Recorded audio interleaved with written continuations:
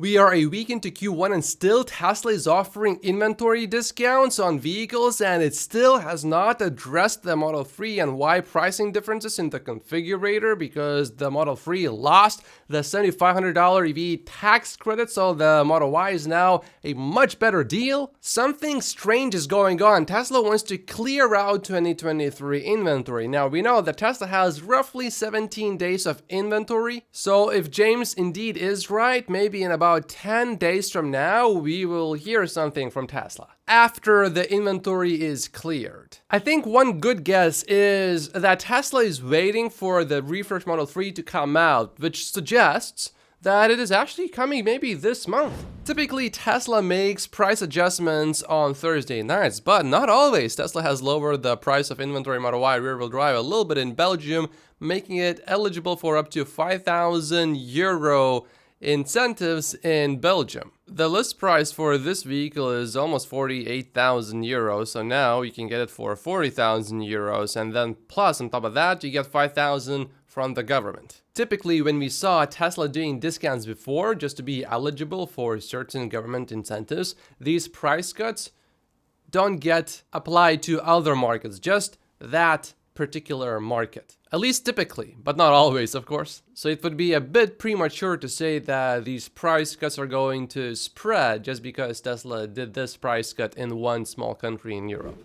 What if I told you that Tesla finished 2023 with a spectacularly high level of achievement? Would you believe me? Well, look no further than here. Tesla ended 2023 at exactly 4.20% market share in the US. I'm sure Elon will love this.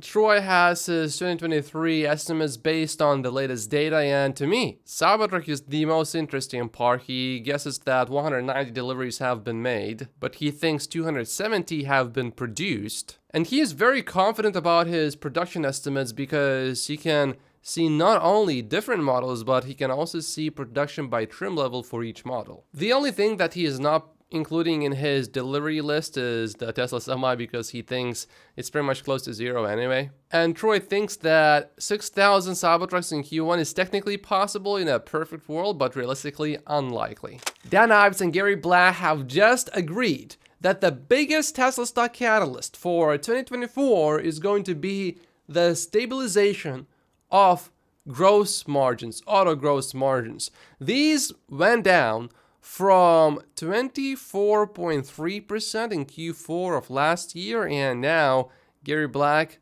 expects that they will bottom at 16%, and then he thinks these will rebound to 17% in 2024 and 18.2% in 2025. I personally think that the next big, massive catalyst is going to be the next generation vehicle, and somewhere along the way between FSD and right now, there's also going to be a big breakthrough of Tesla's energy, actually contributing significantly to Tesla's bottom line. But if we are looking at the short term, this could certainly possibly be true, especially if Tesla starts to seriously advertise instead of cutting the prices further. Of course, Tesla is advertising already a little bit, and finally, Tesla is starting to advertise more that their cars are the most American-made. Model S and Model 3 and Model X and Model Y secured the top spots out of 100 vehicles in the Cars.com American-Made Index based on build location, parts, and workforce. While this, I think, certainly helps a little bit, I don't see it as a very serious attempt at advertising. I'm talking about a big, massive campaign, something more similar to what Steve Jobs did before. Tesla is so innovative that I think it is fairly reasonable to expect some innovative advertising campaigns from Tesla as well, if Tesla really chooses to focus on advertising seriously. Gary Black says, I agree with Professor Sharp that advertising is a long-term driver of sales, not short-term. It's why I always argue that by cutting price, Tesla is going for the short-term sugar high rather than building long-term brand value. If Tesla doesn't change its philosophy on pricing versus advertising, Tesla will not be worth more than Apple. The reason this professor has this position is because advertising effects are spread out into the future, because most of the category buyers you reach with your advertising aren't in the market this week, nor next, nor next, nor next week. It's also an extremely good pitch to sell advertising that doesn't work, because you will find out if it works or not 10 years from now. But if you have a really good and successful marketing campaign, you don't need to wait for 10 years to see results. You will see the results within a month or two. But your campaign has to be really good. Because what that does is, instead of waiting for the buyer to be in the market, you create desire right now for the buyer to be in the market at this very moment for them to go and buy a new car. Because this new thing is just so much better than their old gasoline-powered car that they can trade in right now anyway. So I strongly believe that the best advertising will have positive effects pretty much immediately, but these effects will also last for a long time. I would love to have this update in the US as well. There's a traffic light countdown update in China for Tesla vehicles, so it shows you how many seconds you have left until the red light switches to green light. It's speculated that Tesla might be using signals from traffic lights or government data accessed via the internet in China. There are some lights here in Vancouver City that actually show you how many seconds there are left until the traffic light turns green again, and I really like these lights. It just makes me feel more relaxed. And I especially like driving through them even when the light is still green, because it shows, oh, you got 10 seconds still until the light changes, or you got 2 seconds only, it's about to turn yellow. This, I think, is pretty important news, and whenever we see something like this, we want to dig deep as possible. Big news for me, I left Tesla. I've been very fortunate to be part of the Autopilot and Optimus teams. 5 years ago, I started as an intern with Andre, the guy who led Tesla's FSD development team, witnessing the impressive achievements of a small team. At this time, I improved the neural backbone, a fundamental module supporting all the networks running on the cars. It was mind-blowing to think that my little piece of code was running on so many of these robots on wheels.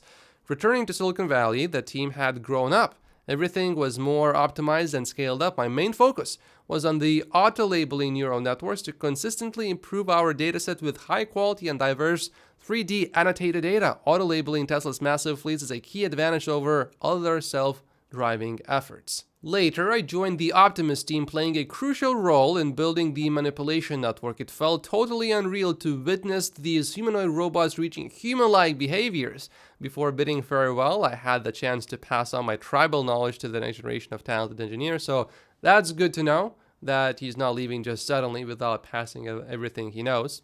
I like that part. What I'll miss the most is all the wonderful friends I met during this journey. With them on board, I'm confident that the future will arrive sooner than expected. Very nice words. Now it's time for a break before the next big thing in Paris. So is this really bad news for Tesla? Well, when Andre left Tesla, I said that that is a signal to me that FSD, where it is right now, it's not great. That happened more than 18 months ago now. Some in the Tesla community were convinced that it was actually a sign of, oh, the project is now finished and full self-driving is now almost solved. I generally disagreed with that opinion. And unfortunately, I was right. But is this also the case here? Does that mean that the progress that Tesla is making with the Optimus bot is not really that good? Because if Tesla really is on the verge of a major breakthrough, wouldn't you want to stay at Tesla because you are already there? I think it would make sense to stay.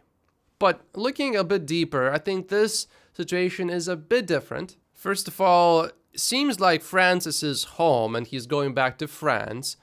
So that to me makes sense. Being away from family in a completely different country is not exactly easy. Bowen works for Tesla and he tells him, I look forward to your next big achievement. Now, this could mean absolutely nothing, or it could be that he knows that he will be working on something big. Perhaps he is starting his own company, or he was just recruited to join another company. But it doesn't seem to me that he was in charge of the whole project, so I don't think it's as big a deal as Andre leaving was. So while him leaving Tesla is not necessarily a setback for Tesla, to me, it just signals that Tesla right now, currently at this moment, does not have anything revolutionary that will leave us speechless in the next 3 to 6 months when it comes to Tesla Optimus Bot. Because if Tesla was on the verge of doing something really big, why not just stay a little bit longer and then be able to take credit for some of that work? But I don't think it's really a setback.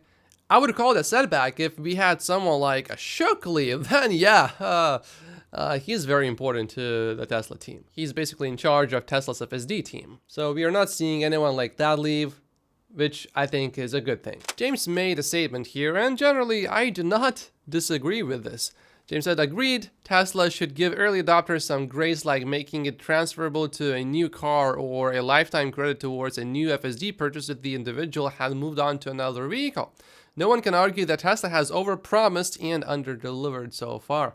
Now, I'm not a lawyer, but I assume that there is a tightrope that Tesla has to walk on this. Giving away too much or making any statement on this subject, acknowledging this may open up the possibility of a class action lawsuit. Now, I am not sure about lifetime FSD access, but certainly access to FSD or being able to transfer it, at least until Tesla solves full self-driving, I think would be not a bad thing to do. I like our current Model 3. I think I would like the new refresh Model 3 a little bit better, but because we already have FSD on this one, if I cannot transfer it, then I don't know. This is some pretty interesting data. This shows that gray, black, and white colors account for 79% of all the vehicles in Germany, not just Teslas, but any vehicles. Was Tesla's introduction of a new gray at a higher price? Gray is plus 3,000 euros, black is 1,200 extra, and white for free. A coincidence?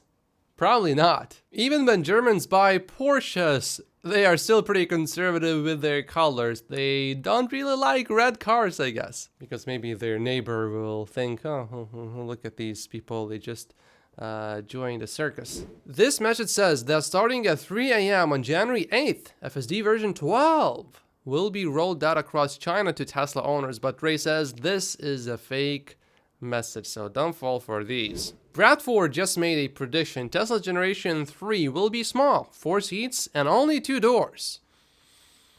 People in Europe will not like that. Certainly people in the US will not like that. I mean, there will be a small group of people that will go like, yeah, this is amazing because the car probably will look a little bit better. But how many people will sacrifice comfort for looking a little bit better? Families, certainly, I don't think would sacrifice the added comfort of not having to let your kids go through the front door just to get to the back seat. I mean, you have to put that seat down. It's a whole event. If you do it for a robotaxi, okay, no problem. But even then, this sounds, I don't know.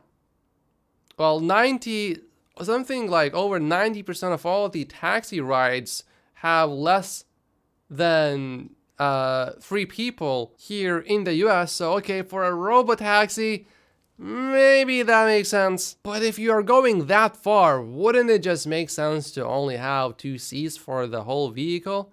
Then you save even more costs, and you still have Model 3s and Model Ys. You got so many of them in the fleet that there will be enough robotaxis to cover rides that require more than 2 people, or people can just call 2 robotaxis. If for some reason a Model 3 or a Model Y is not available, but only doing 2 doors, to me as an investor, I would be strongly disappointed if it's a vehicle for consumers. No, I'm not talking about a robotaxi. Unless they release it as a 2-door first with a clear plan to have a 4-door version. Now, if Tesla does a 2-door version only, pretty much, Tesla will still sell a lot of vehicles. But I think it would be so many more sales if Tesla does a vehicle with 4 doors. Growing up, actually, my dad had a 2-door vehicle, a Volkswagen Golf, a 2-door, and yeah,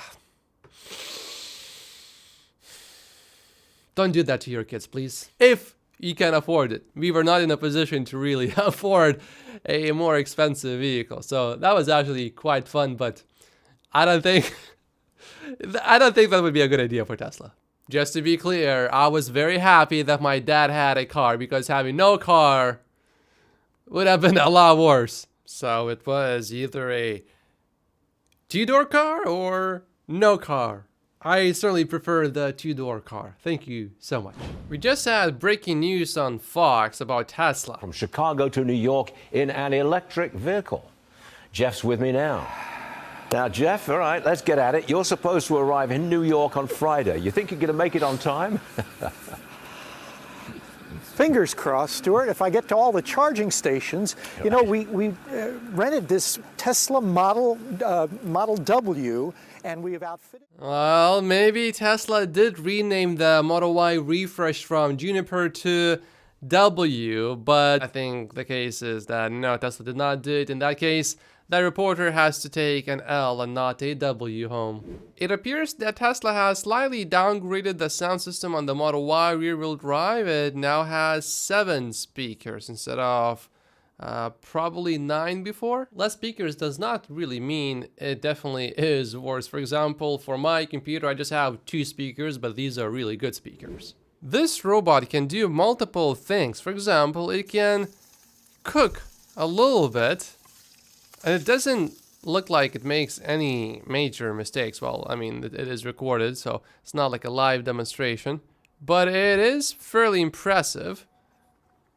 It can clean as well, and it's not all. Yeah, it can wash a little bit. It can put these chairs back, and it was only trained on the first 3 chairs. The last 2 chairs are put sort of randomly. I like this part, so you can tell, okay, go put the pots back, and it does that basically. And there's more. Now, there are a lot of cuts in this one, so how good is it actually? I don't really know, but certainly it can do some things. It can definitely break eggs pretty reliably, it appears, from this.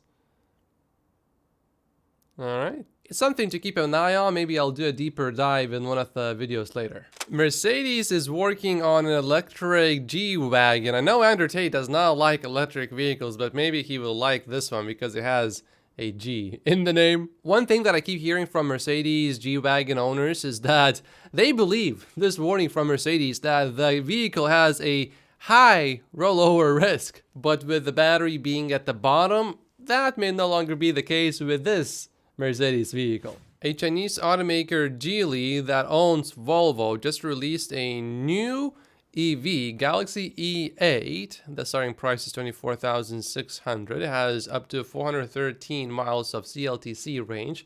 That is maybe just a little bit over 300 EPA miles. The top spec starts at $32,000 though. I certainly want Tesla to hurry up with the next generation vehicle. Remember when earlier this year our whole banking system was at risk of collapsing? That's because of unrealized losses. And the trend actually did not really improve. Unrealized losses now make up for 33% of bank equity capital. It's not a problem as long as you can hold all of these bonds to maturity, and it will almost certainly not be a problem if interest rates start coming down, making some of these assets more valuable. But the BTP program established following the collapse of Silicon Valley Bank, which I reported on earlier this year, the funds are going up in there, which means more banks are borrowing money. I'm not really concerned about any of this, but it's something to keep an eye on. Hopefully no bank runs this year, but if the interest rates don't come down, and if anything, if they actually increase, which I think is very unlikely, but if they do increase, we could see more bank runs this year. Tesla seemingly is about to change the Model S and X slightly, at least the battery or the drivetrain. Not exactly clear which one, but whatever changes Tesla is about to make, these changes will probably affect the range estimates. About 25 Cybertrucks were spotted in the outbound lot today and more. exiting the factories in early part of a Monday, so production just resumed earlier today. An average monthly car loan payment is now a record $739. Wow. Elon responded to this post, "My mother just told me Italian news stations are repeating non-stop that Elon Musk is doing mushrooms, cocaine, and all sorts of other drugs. Time to sue their butts," he says. Elon continues the thought by adding, while simultaneously leading Tesla to be the world's most valuable car company, Model Y is the best-selling vehicle on Earth, and SpaceX to be the world's most valuable space company, 80% of all payload to orbit last year. Whatever I'm doing, I should obviously keep doing it, says Elon. If drugs actually helped improve my net productivity over time, I would definitely take them. But Elon has been tested for drugs for a few years now because SpaceX deals with the government and the government says you cannot take drugs. So they randomly tested Elon and nothing has been found. Elon commented on this. There is an opinion piece from Bloomberg. 2024 is the year of elections and that's a threat to democracy. Elections threaten democracies. All right.